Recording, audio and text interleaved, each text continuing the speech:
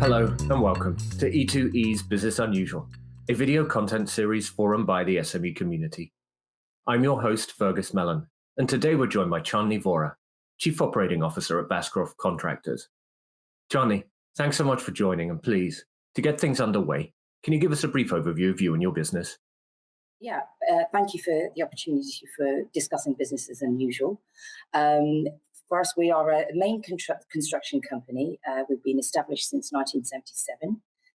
We pride ourselves in building high-end luxury hotels, high-end residential properties, predominantly in the central London, Mayfair, Belgravia area, as well as more towards the Surrey outer skirts of the M25. We're proud to say we have our own in-house 20,000 foot square joinery, so we can make bespoke carpentry work, and we also have a steel fabrication factory on our site. So we are traditional. We're not like other contractors. Everything is hands-on, including the management team. We've spoken as part of the series to a lot of companies that have like a mission at their core and social enterprise. With a business more like yours, still with this idea of ethics, how do you think about that in terms of business? How do you put that kind of into practice? And the other piece of it is how conscious do you think the rest of your team is that ethics are so important to you? When we made the decision on the 1st of June to start bringing teams back, taking them off furlough, it was more decisions of where's the critical element of the role that's required to bring that individual back, and actually, is that person still safe to come back? So even if it's the construction sites, where we did start the construction sites around May, so I think we had about 4 weeks of downtime roughly, and then the project started coming in. The actual physical project started functioning again with very minimum number of people. So that's where the ethic came in, because if a project has that prime example that I gave you, you have 300 at one point and you're only at 50, and then you start trickling people in because you've got to adhere to social distancing, you've got to make sure they're safe. So that is actually ethics, in my opinion, because you're putting your people before the consequences of what you are going to face on that contract 12 months down the line. And as long as we as a business, or the project team, the contracts manager, the surveyor, us as a dialogue with the clients, etc., that we inform them and keep them informed regularly of the updates, then that's where we hope the profit element is not destroyed too much. I mean, it's not affecting the business per se right now, but it's making sure you get the right balance, that our people understand, look, nobody really knows, there's no vaccine, there's no real solution to what's going to happen, but this is the best way we can work. So obviously we started retraining inductions. In our inductions on site, it was a lot about the social distancing, constantly looking at the Construction Leadership Council as our guidance, because that was what we were adhering to. Then doing little audits ourselves if we go on site and things are not right, and then explaining to them it's not just your safety, it's the safety of others around you, and trying to best strike the balance where if two of us need to work and put a glazing up, or we need to fit a fire door, then you need two human beings. How are you going to keep 2 meters apart? To do that, you make sure that you have got all the right amounts of PPE, etc. That procurement was continuously going, and we did manage to get a good shipment for our PPE requirements, which allowed us to increase the number of workforce on the projects as time increased. Many businesses must have done the same thing. Head office team, again, only probably 70% of the team was back, and slowly up until, in fact, August, we've got a few more coming back off on flexible furlough, and we're using that concept because we also don't want to lose skill sets, as well as we want to retain. And I think that's where the ethics kind of sat, because we're here one day and you don't know what tomorrow is to hold. So why don't we make today count and do it in the best positive way that we can feel, that our organisation feels that ethically everybody around us is on the same chapter. So we've tried to drill that down to all the way down to the bottom of the organisation, and even upwards. If there's anything that's working, tell us. We'll share that with the other projects. So it is a cycle way of communication that we've tried to adhere to. So yeah, that's pretty much where we would strike that element. We're trying to find best practices. So as a construction business, you were saying you'll find out the consequences of these decisions maybe 12 months down the line. So planning, they're big projects. There's a lot of planning. I'm assuming involved in everything that you and your business does. But also there's a mass of uncertainty out there. Even before COVID, we had Brexit. But COVID, we don't know now the pace of economic recovery. We don't know really what the government support packages are going to look like. Really after October, we got some idea. How are you dealing with this uncertainty and able to kind of plan and keep your business moving forward? I think the fortunate side of our business, and I'm sure many businesses are like that, we're not ground. We're very down-to-earth team here, and every single member of the board is pretty much hands-on, got their fingers everywhere, just to cover each other of of understanding where the projects are, if it's a financial aspect, if it's an operational aspect, giving the support of the project teams that are in place. We'd already really, Brexit was the big thing for us. This has just come as another curveball that we weren't expecting. But we've done a lot of streamlining, planning, looking at resources. As I said, it's a 40-plus year business. People have grown with this business. There's a legacy of knowledge that's behind this business. So I think for us, because of being streamlining, reducing the number of workers, having to make cutbacks in our business. So even being this established, going through 3 recessions already, that has happened in the last 40 years in construction has always been one that's been hit quite hard, as well as others. So that's when we had to make the harsh decisions, right? Well, there is flexible furlough, so we don't want to lose certain skill sets. So let's use what the government's given us a provision for. The extension of the furlough scheme helped to some extent.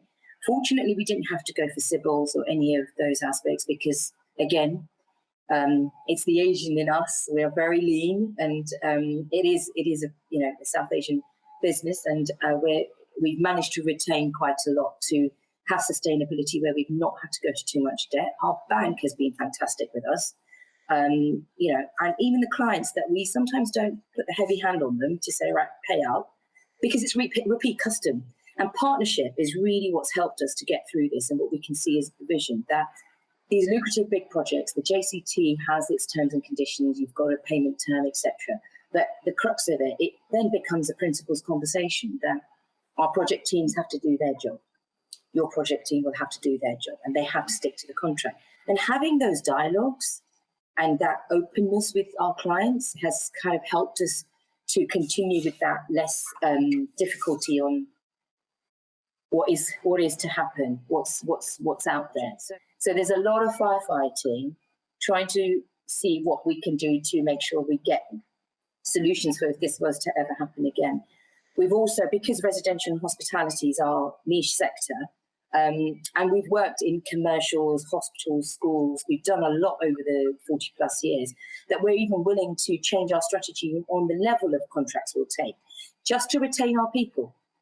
Because we do have faith, this cycle of maybe 2 years, we can come out of it somehow. And to do that, you still need your skill set. Another problem that we're also facing, which is human beings, that in the lower down in the chain, the manual workers that we have, the masons, the labourers, the handymen that we have, which are more just manual tasks that require for the more skilled operatives to work along. They're called builders' mates. Some of them have just had to, during COVID, because they're self-employed, they've decided construction's not the industry I need to be in, and we'll go and work in a factory, because the food industry had to continue providing food. Tesco's and Sainsbury's and all of them, they all had to continue feeding us during this lockdown. So we lost skill set there. And now when I'm trying to replug certain resources back, and the teams are now at 90%, the projects are now at about 90%. Throughout the 8 to 10 projects that we're on at the moment, which is good to see. So yeah, I mean, the crux of it, that's where we are. But I can't tell you what the vision board is in 12 months. I know that the projects in the forward load for the next year and a half we're good at, and the tendering opportunities are coming, which is good because it shows there is still appetite out there for the risk takers to try and go into a bit of development, which helps us and further down the chain, really. So I'll say fascinating. I'll also say draining. Just hearing about everything that you, your team, the management team, and people who've worked for you have gone through over the past. We're at the end of July, beginning of August now, but whatever, past 4 months. Truly exhausting. As a individual, and you mentioned human beings as your own human being, how are you kind of managing to just balance and self-care, take care of yourself with all of this stress, all of this uncertainty that you've been dealing with? Well, I have been doing a lot of self-care definitely over the last 2-3 years, and it's made it even more paramount during this lockdown period. I stuck to my discipline. It doesn't matter if I'm working from home, stick to my regime of I'm one of those idiots 5 a.m. workout people, only because that's the only time I've got. I have 2 children, grown children, fantastic partner who supports me with all the extracurricular activities that I do for business, networking, etc. And stuck to that regime, and then put the PC on as if I'm in the office at Vascroft here in Park Royal, by the way, the largest European industrial basin, just to put that out there, northwest London. And I'm a keen cyclist, so in fact this year I have probably done more mileage than the 2 previous Prudential 100s that I've done over the last 4 or 5 years. But and I'm a keen walker, so I in the initial days, when it was locked down, you couldn't do any activities with people. You were only allowed 30 minutes, etc. I made sure that was the mantra for every day, because that was my release. That's me away from the home, away from the normal got to get a Zoom call in with Fergus and then got to get the lunch done, or that bit of homework that's for an 11 plus about to start. So, but it's just juggling all those things. But I actually appreciated that me time. And I really think it's so important if you're, listening to a podcast or something that you don't understand, economics isn't always something that can strict something. I may have learned it at university. That was X amount of years ago. Let's not go there.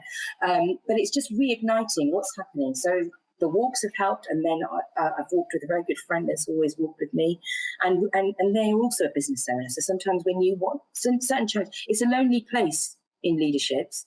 Our board of that we're on, we're very open and honest, but it's also good to have that dialogue where you can feel comfortable talking to somebody who might be in a similar position.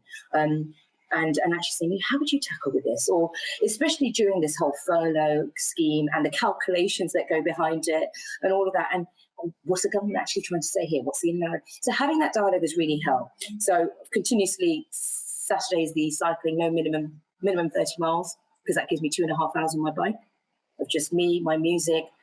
My faith is important, so I do listen to some of my religious devotion songs as well as my Bollywood. And walking at least 10 to 12 on a Sunday with now that I can go with my friends. And that's kind of given me the motivation to stay fit, and giving me the chance to talk to my children a lot more, because I was more at home, even though you're trying to juggle work with doing things with the children, and made them stick to their discipline of homeschooling, get up for registration at 8:30, you don't finish school till 4, so stick to the timetable the school had given you, and it really helped the whole family to have that mental stability. And cohort peer-to-peer conversations is so important. And things are now lifted, so we can continue with this and meet people more face-to-face with social distance guidelines now. But it's been a tough way. But I know I'm actually very peaceful inside. I'm very peaceful outside. I'm a lot calmer, and I'm surprising myself how we're dealing with the various conflicts in the business. But I think it's because we were always proactive in trying to see what the future might hold. And we kind of felt that recession was coming during Brexit. So having that peace mind of pre-planning kind of helped my business calmness. And then getting my personal calmness was just continue what you love doing. Don't stop. And never use time as an excuse.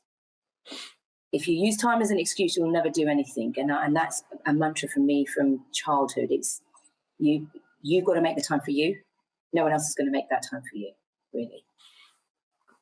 It sounds It sounds like you're getting through, for shorthand, I'll just say, this mess then pretty well. And just kind of a final question, and it may be something you've already said, but from this just very strange, very uncertain experience, is there anything kind of you've learned, done differently, that you're going to take with you going forward?